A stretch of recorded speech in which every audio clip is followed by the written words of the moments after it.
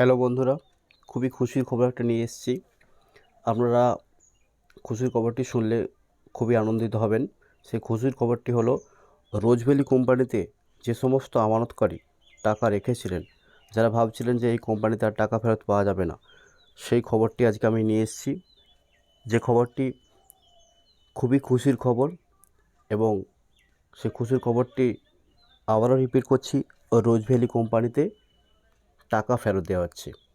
এবং সেই টাকা ফেরত দেওয়ার সম্পূর্ণ প্রসেস, সম্পূর্ণ অনলাইন প্রসেস, কী গাইডলাইন আছে, আমি সমস্ত তথ্যই এই ভিডিওর মাধ্যমে আপনাদের জানাবো।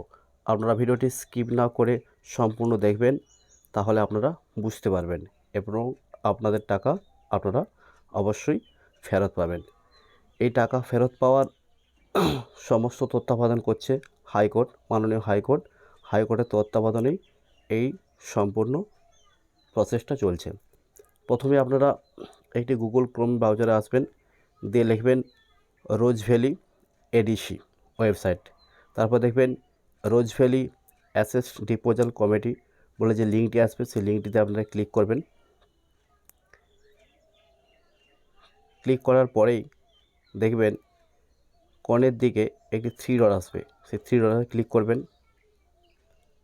তারপরেই দেখবেন home, background, about, companies, news and notice, investors, upload certificate.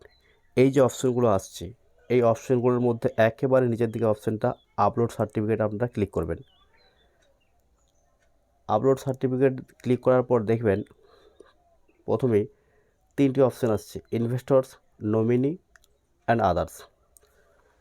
এখানে দেখবেন যাদের নিজেদের নামে শংসাপত্র আছে, অর্থাৎ যে সমস্ত আমানতকারীরা শুধুমাত্র নিজেদের নামেই, অর্থাৎ যে সমস্ত আমানতকারী নিজে ইনভেস্ট করেছিলেন, তাদের প্রথমে অপশানটা তাদেরকে চুজ করতে হবে। তারপরে দেখুন প্রথমে আছে আমানতকারী, ব্যাকেট আছে গণের নাম, অর্থাৎ এখানে যৌথ আমানতকারীও থাকতে পারে, সেই জন্য গণের নাম। তাহলে প্রথমে কী করবেন, কোম্পানির নাম। কোম্পানির নাম এখানে অনেক আছে, আদ্রিজা গোল্ড কম্পারিজন লিমিটেড। তারপর আছে brand value comparison, chocolate hotels private limited, others অনেক আছে। তো আপনাদের যেটা হবে সেটা আপনারা ক্লিক করবেন। আমি এখানে দেখানোর জন্য আমি করছি, আদ্রিজা গোল্ড কর্পোরেশন, ওটা ক্লিক করলাম। তারপরে প্রথম আমানতকারীর নাম এখানে আপনি ক্লিক করবেন, আপনার যে নাম হবে আপনি দেবেন। তারপরে আপনার বয়স আপনি ক্লিক করবেন। তারপরে আপনার জেন্ডার অর্থাৎ লিঙ্গ ক্লিক করবেন, মেল অথবা ফিমেল যেটা হবে। তারপর দেখুন এখানে ফার্স্ট ইনভেস্টর অর্থাৎ প্রথম আমানতকারী, আমি একটু আগে বলেছি প্রথম আমানতকারী আর দ্বিতীয় আমানতকারী এখানে ব্যক্তি থাকতেই পারে। একটা শংসাপত্রে দেখবেন যদি দ্বিতীয় আমানতকারী যৌথ আমানতকারী থাকে তাহলে এখানে যৌথ দেবেন, নইলে দেওয়ার দরকার নেই। তাহলে প্রথম আমানতকারীর নাম লিখবেন পরিষ্কারভাবে, তার বয়স দেবেন, তার লিঙ্গ দেবেন। তারপরে তার ফোন নাম্বার, একটি সঠিক ফোন নাম্বার দেবেন। তারপরে পরিচয়পত্র, অর্থাৎ দেখুন এখানে Aadhaar, driving licence, PAN card, passport, voter card, আপনি যে কোনোটা চুজ করবেন। তারপরে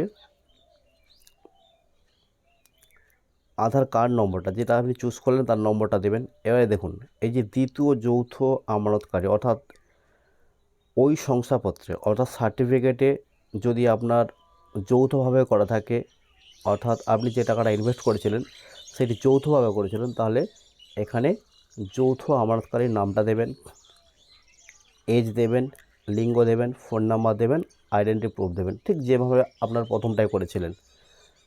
তারপরে স্বামী, পিতা অথবা স্বামীর নাম, অর্থাৎ যে আমানতকারী তার পিতা অথবা স্বামীর নাম। তারপরে অ্যাড্রেস, অর্থাৎ এখানে ভিলেজ দেবেন, রাস্তা দেবেন, অ্যাড্রেসটা পুরো দেবেন, ভিলেজ, পোস্ট, থানা, স্টেট ক্লিক করবেন। ওয়েস্ট বেঙ্গল হলে অবশ্যই ওয়েস্ট বেঙ্গল ক্লিক করবেন। তারপরে এখানে আপনার জেলা ক্লিক করবেন। তারপরে আপনার পিন নাম্বার দেবেন। পিন নাম্বার দেওয়ার পর দেখুন এখানে একবারে সবথেকে গুরুত্বপূর্ণ অপশান যেটা হচ্ছে আমানতকারীর ব্যাংকের অ্যাকাউন্টের বিস্তারিত বিবরণ। তাহলে আমানতকারীর ব্যাংকের নাম এখানে আপনি চুজ করবেন, যেটা আপনার ব্যাংক হবে সেই ব্যাংকের নাম আপনি এখানে চুজ করবেন। তারপরে কি আছে, নেম অফ দি ব্রাঞ্চ অর্থাৎ শাখার নাম, শাখার নামটি আপনি দেবেন। শাখার নম্বর অর্থাৎ একটা ব্রাঞ্চ কোড থাকে, সেই ব্রাঞ্চ কোড দেবেন। তারপরে আপনার ব্যাংক অ্যাকাউন্ট নম্বর, ব্যাংকের অ্যাকাউন্ট নম্বর দেবেন। তারপর দেখবেন ব্যাংকে যে এমআইসি কোড একটা আছে, এমআইসি কোড দিবেন। সবথেকে গুরুত্বপূর্ণ হচ্ছে যেটা আইএফসি কোড, সেই আইএফসি কোডটি আপনি দেবেন। এবার নিজের দিকে স্ক্রল করুন, দেখুন এখানে প্রথমে আছে ক্রমিক নম্বর, দ্বিতীয় অপশান আছে আমানত শংসাপত্র নম্বর, অর্থাৎ আপনার যে শংসাপত্র, আপনি যে সার্টিফিকেটটি পেয়েছেন সেই সার্টিফিকেটের নম্বর।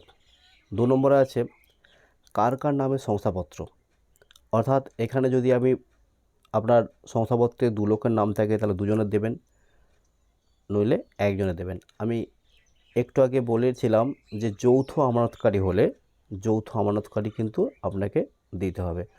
আরও একটা গুরুত্বপূর্ণ তথ্য আপনাদেরকে বলে রাখি, যদি কারো যৌথ আমানতকারী নাও থেকে থাকে তাহলেও কিন্তু আপনাকে যৌথ আমানতকারী হিসেবে আপনি আপনার নামটা ডবলভাবে লিখে দেবেন।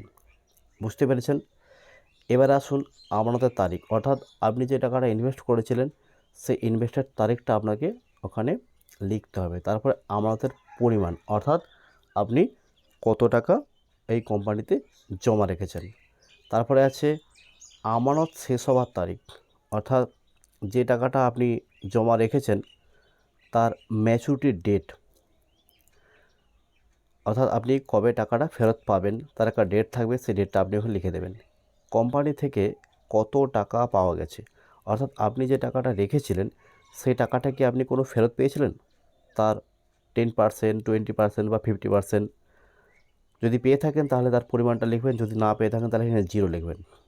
তারপর আছে কতটা মূল টাকা ফেরত পাওয়া যায়নি যে টাকা দাবি করেছেন, অর্থাৎ আপনি যে টাকাটা ইনভেস্ট করেছেন তার ম্যাচুরিটির পরিমাণ অনুযায়ী আপনি কত টাকা ফেরত পেয়েছেন কি না। যদি পেয়ে থাকেন তাহলে তার পরিমাণ লিখবেন, যদি না পেয়ে থাকেন তাহলে 0 লিখবেন।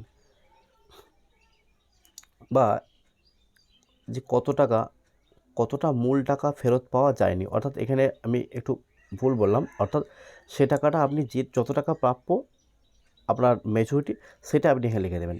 তারপর লিখবেন কত টাকা প্রাপ্য, অর্থাৎ আপনার মূল টাকাটা, যে টাকাটা আপনার ম্যাচুরিটি হওয়া পর্যন্ত প্রাপ্য, সেই মূল টাকাটা আপনি লিখে দেবেন। তারপরে এবার নিচের দিকে দেখুন একটি অপশান আসছে কন্টিনিউ ফর ডকুমেন্টস আপলোড, অর্থাৎ এখানে এই দেখুন please enter first investor name, অর্থাৎ আমি এখানে দেখানোর জন্য আপনাদেরকে বললাম, অর্থাৎ এইখানে আপনারা ফার্স্ট ইনভেস্টর নামটাও লিখবেন এবং সেকেন্ড ইনভেস্টর নামটাও লিখবেন। দেওয়ার পর এখানে আপনাদের আমি দেখানোর জন্য বলতেছি, যেহেতু আমার কাছে এই মুহূর্তে কোনো রকম কাস্টমারের নেই তাই আপনাদের আমি দেখাতে পারছি না। এখানে প্রথমে আপনাদের ব্যাংকের অ্যাকাউন্টের ডিটেলস দিতে হবে, প্যান কার্ড নম্বর বা ড্রাইভিং লাইসেন্স বা আধার নম্বর আপনাদেরকে আপলোড করতে হবে। তারপরে শংসাপত্র আপলোড করতে হবে, যদি যৌথ আমানত করে তাহলে যৌথ আমানতকারী শংসাপত্র আপলোড করতে হবে। আপলোড করবার পর তারপরে আপনাদের একেবারে লাস্ট স্টেপ একটি অপশান আছে সাবমিট বলে, সাবমিটে আপনারা ক্লিক করবেন, তাহলে আপনাদের একেবারে সম্পূর্ণ অনলাইন প্রসেস কমপ্লিট হবে। তারপরে এবারে আপনারা দেখবেন যে আপনাদের অনলাইন প্রসেসটা হওয়ার পর আপনারা কী করবেন।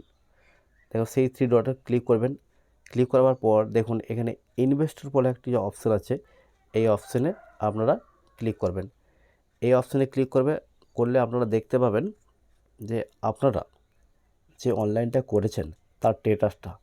এখানে আপনাদের এন্টার সার্টিফিকেট বা অ্যাকনলেজমেন্ট স্লিপ বা তার যে নম্বরটা, অর্থাৎ আপনারা আপনাদের শংসাপত্র নম্বর দিয়েই আপনারা এখানে সার্চ করবেন। এখানে তারপরে দেখবেন এখানে যে ক্যাপচার কোডটা, অর্থাৎ একটা যোগ বিয়োগ দিতে পারে, সেই যোগ বিয়োগটা করবেন। তারপরে এখানে আপাতত কিছু নেই, যখনই আপনারা ওইটা দেখবেন এখানে দেখবেন আপনাদের টেরাসটা এখানে সুন্দরভাবে দেখাচ্ছে। অর্থাৎ বন্ধুরা, আপনাদের খুব একটা হেল্পফুল ভিডিও আমি আপনাদেরকে দেখালাম।